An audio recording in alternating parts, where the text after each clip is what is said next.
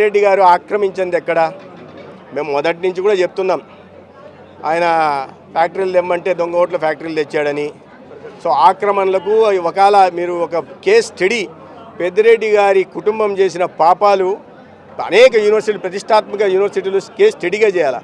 ఇటువంటి మోసాలు, ఇటువంటి ఘోరాలు, ఇటువంటి పాపాలు, ఇటువంటి కబ్జాలు, ఇటువంటి అరాచకాలు ఒక కుటుంబం చేయగలదా రాజకీయాల్లో అనే విషయాన్ని వాళ్ళని కేస్ స్టడీగా తీసుకోవాల్సింది. వారు చేయని కబ్జా లేదు, వారు చేయని పాపం లేదు. అక్కడెందుకు తమ్మలపల్లి ప్రాంతానికి పోతే, మదనపల్లి ప్రాంతానికి పోతే ఎక్కడికి పోయినా కూడా కబ్జాలు చేశారు. చివరికి ఎంతకు బరి తెగించారంటే వాళ్ళ పాపాలు బయటకు పడతాయని చెప్పి ఎంఆర్ఓ ఆఫీస్ని, దాంట్లో ఉన్న డాక్యుమెంట్లను కాల్ చేసే స్థాయికి దిగజారారు.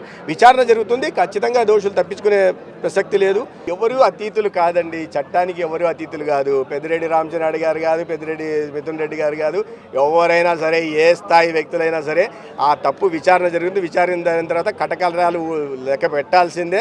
వాళ్ళ నాయకుడు జగన్మోహన్ రెడ్డి గారే పెట్టారు. వీళ్ళు మాత్రం అతీతులు కాదు, వీళ్ళు కూడా పెట్టాల్సి వస్తుంది.